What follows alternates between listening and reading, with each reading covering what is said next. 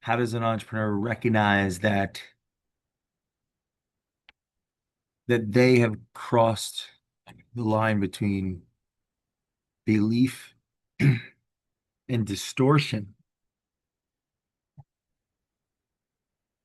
How does the entrepreneur recognize they've crossed the line between belief and distortion? Well, they may not be able to themselves. That's where feedback comes in. The question is, what type? Emotional, it feels off. Is it relational? That's other people are sharing their what they think. Is it informational? The data, what is the data saying? Of course, it would take a willing participant for that to happen. How does an entrepreneur recognize they've crossed between belief and distortion? And what must they do to break through the liar lid before it destroys the organization?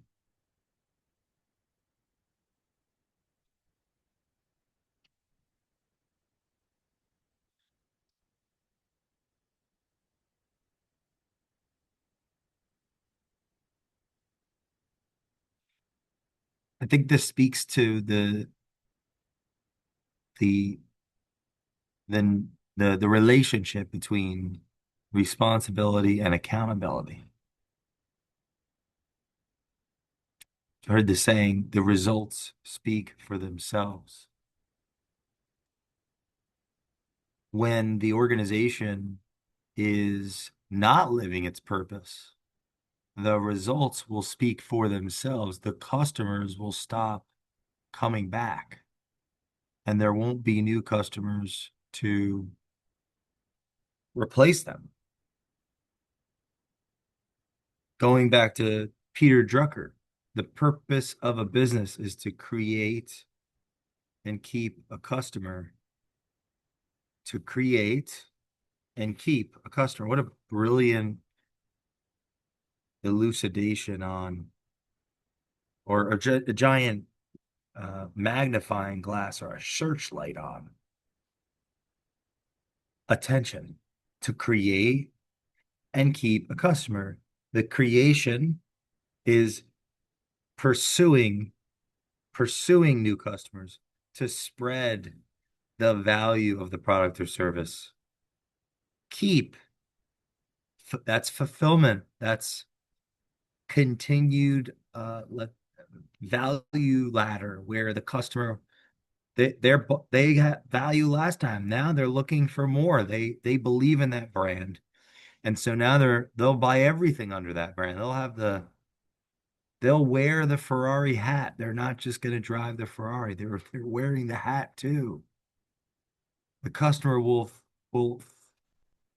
make it easy for the customer to buy more by having more and being so damn good at what you do, but at the same time to create and keep customer. The creation and the keeping always has to be happening. So when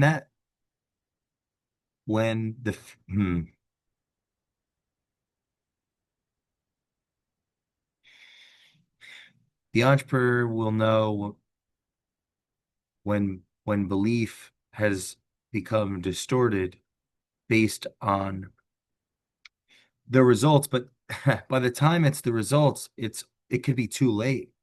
It's like the music stopped a while ago, and we didn't realize we were in a tunnel and there was an echo.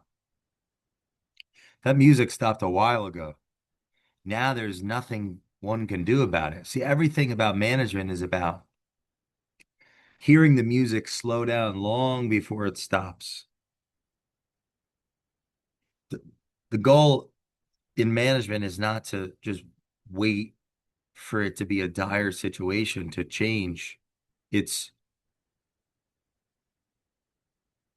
to project where the puck is going and plan according to that uh, awareness, according to that thesis, and find the opportunities and plan and aim and move towards it 1 inch at a time, 1 inch at a time towards that aim.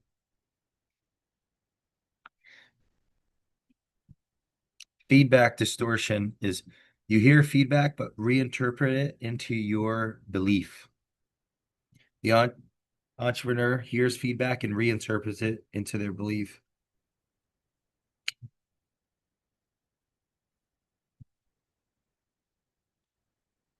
Learning stops.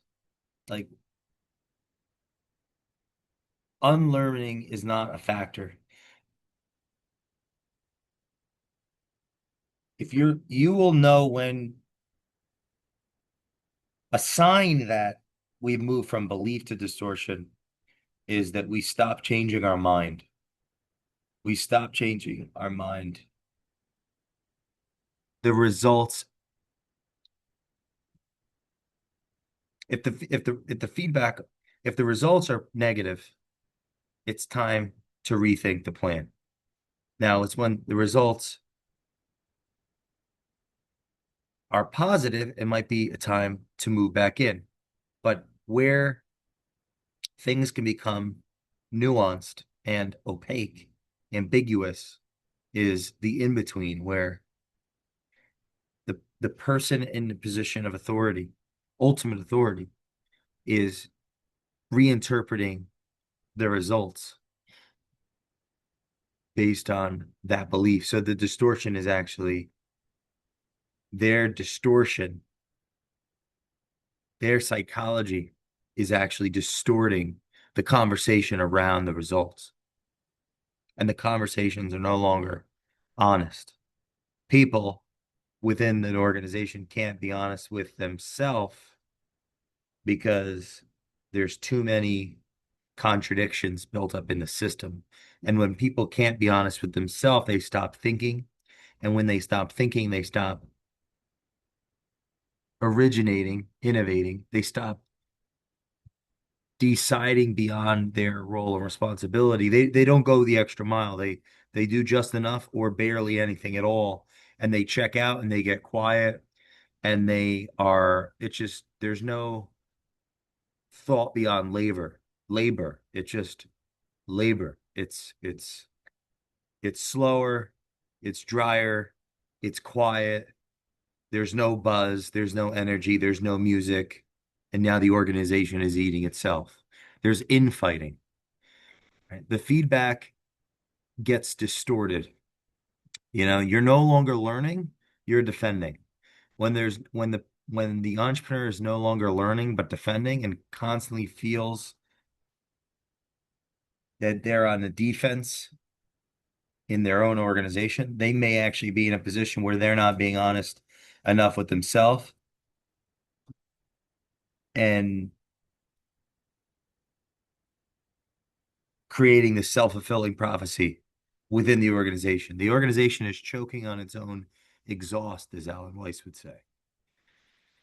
The yes man environment manifests as well. This is where, fewer people are challenging the entrepreneur.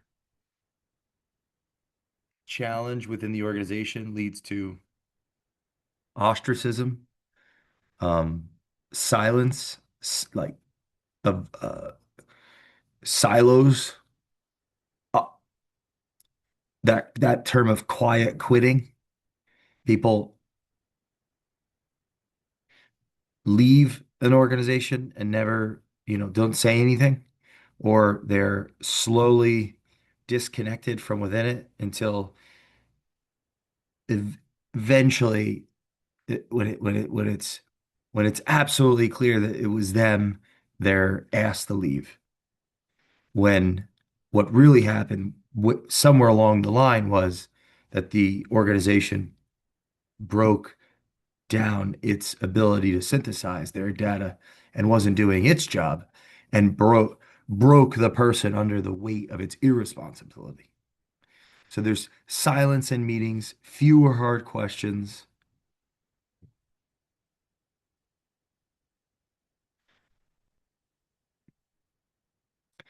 When certainty increases while results decline, that is also, so the entrepreneur feels more sure while outcomes are worsening.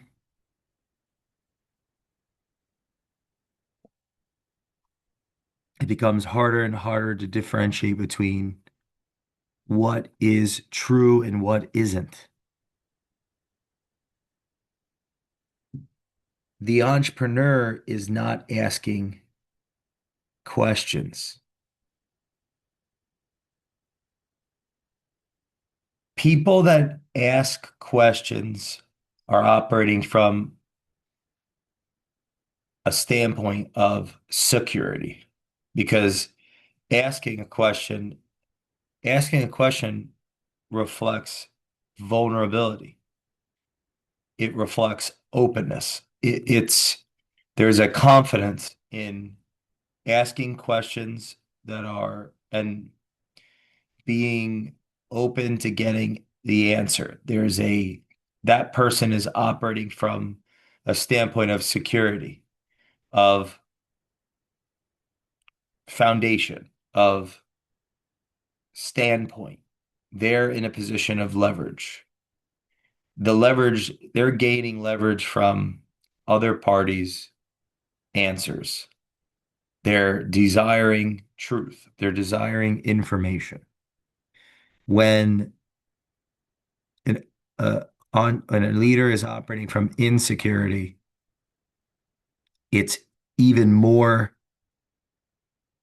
dangerous, risky to ask questions. Subconsciously, they're shut down from asking because they don't want to know. The temperature is too high. They're alienating themselves from the quality information necessary to actually get to the solution. This leads to a regression.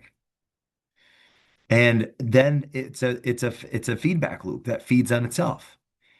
Now there's more talking, more convincing to convince, right? It creates more and more distortion, more and more belief. The belief is greater than the results. The results, and eventually that can only happen so long before the stock gets shorted, before the best people start leaving. They start checking out long before they leave, before the customers leave, the most tenured customers find ways to go. The the tail wags the dog.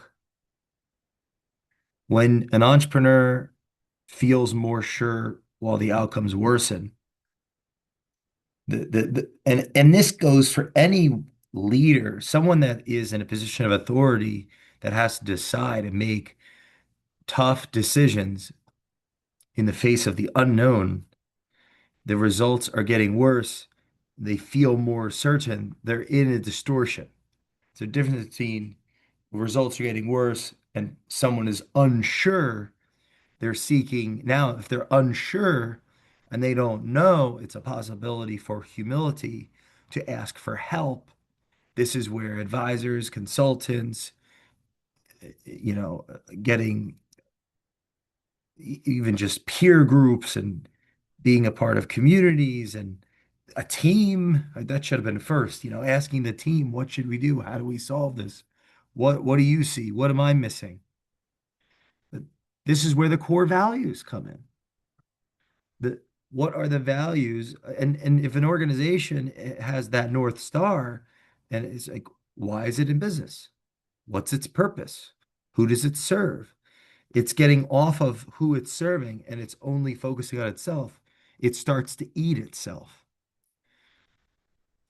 You start telling instead of asking, red flag when it comes to belief becoming distortion versus inspiring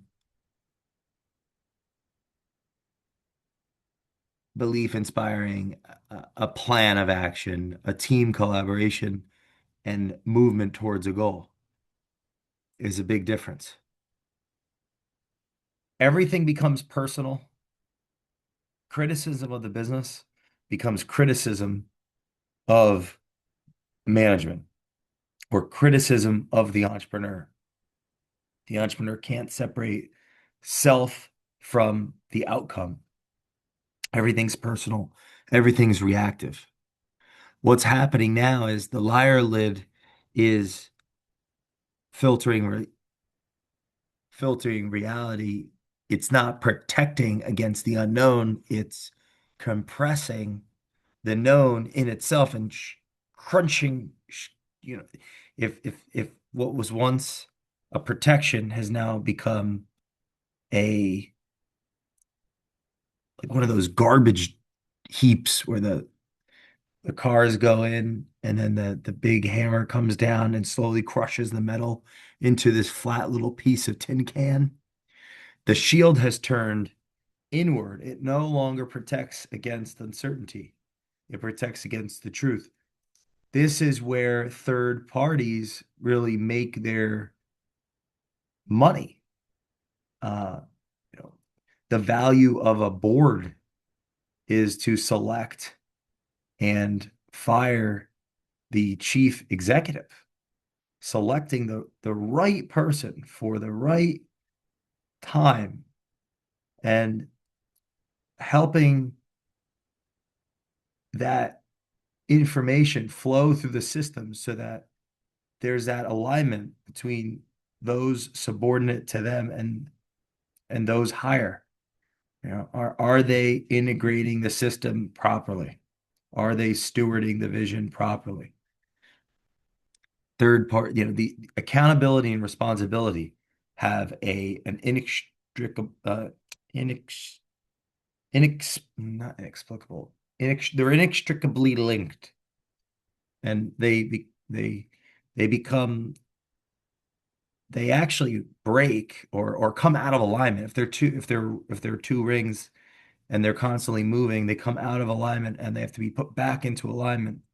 That's where consultants earn their keep, is helping bring those back into alignment. Bad decisions compound for sure, because bad decisions that are happening that then get justified and rationalized, where people that do speak up, that have new information that challenges the system, it's novel, it's valuable, but it's coming bottom up, not top down. The bottom gets crushed because the top is in a position of inferiority, or their authority is challenged because it's taken personally. It's not taken as a help. And this is because now the organization is feeding on itself. It's not creating the customers and attempting to keep the customers. It's consuming itself. And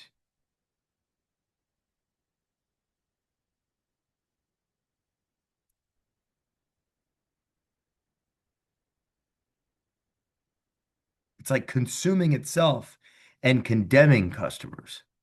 It's starting to eat itself. Its attention is on itself and not the other. And now it's going to make excuses and rationalizations of itself to itself and not put itself in the customer's shoes. That is going to slow down speed. The culture fragments. It's not clear.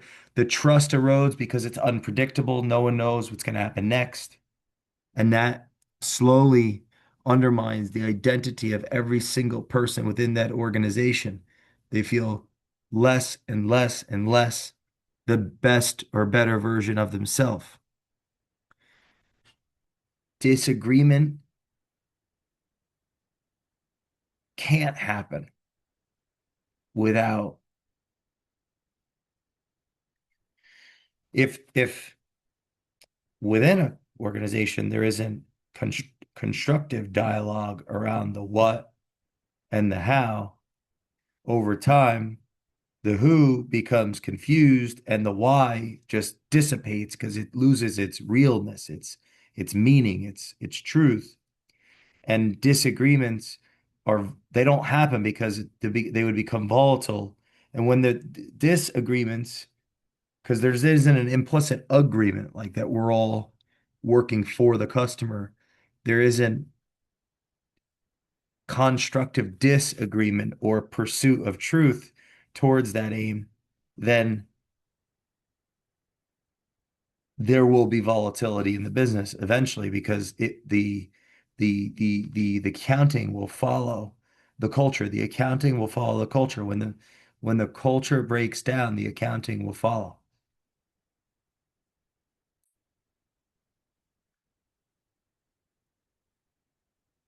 You know, leaders, part of the role of the person in position of authority and leadership is to regulate and lower the temperature. What am I wrong about? What are we not seeing? It isn't personal because it's a team effort for the customer, for each other. The entrepreneur, if we're talking about that same energy that in the beginning, it was like they are the business. It is personal, but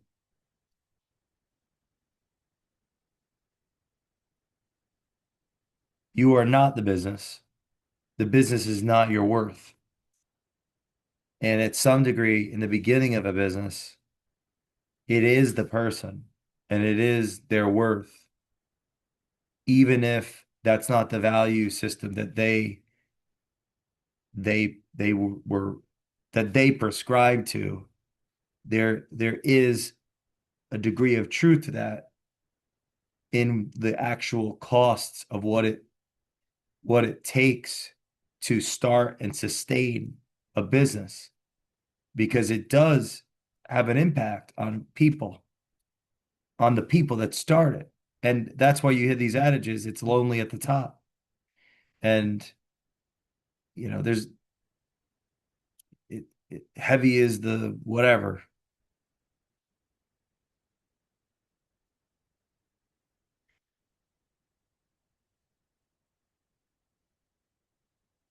A great way to reset this. Talk to the customers and talk to the people. Get out there.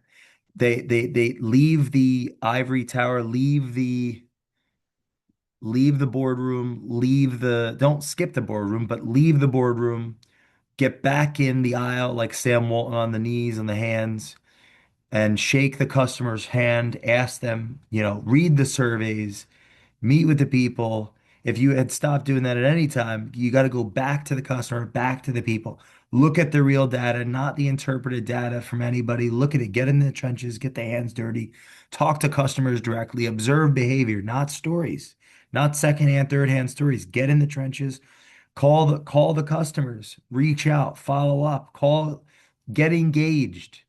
That's what inspires everybody. It doesn't take much to pull people out of hell. They just need to see a little light and that there's some heaven. And it it's there's possibility for restoration, for renewal.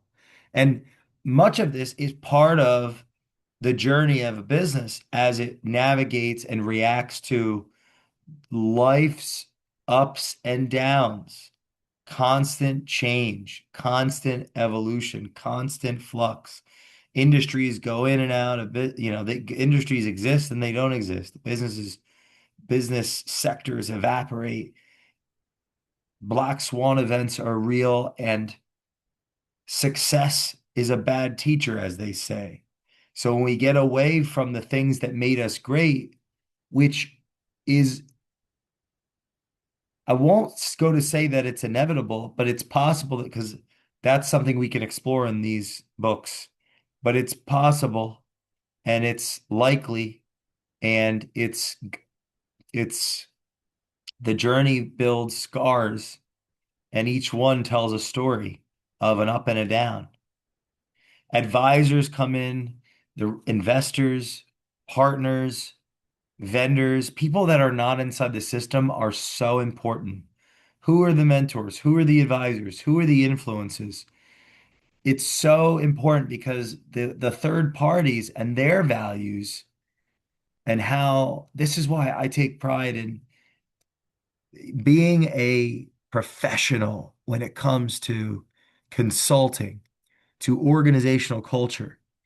Honesty is the foundation.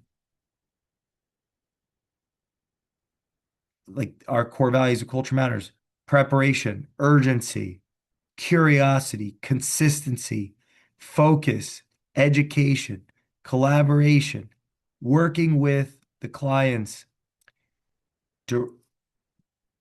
being a consistent, focused, prepared, curious feedback loop so that there's another voice that could potentially remind them where to aim is such a rewarding professional opportunity to increase the decision speed, to increase clarity and correction, and turn that belief into what's possible into a catalyst for change and innovation, and not a a governor, a uh, uh, a lid, and not a liar lid that limits leadership's ability to grow and see and takes all the oxygen out of the system.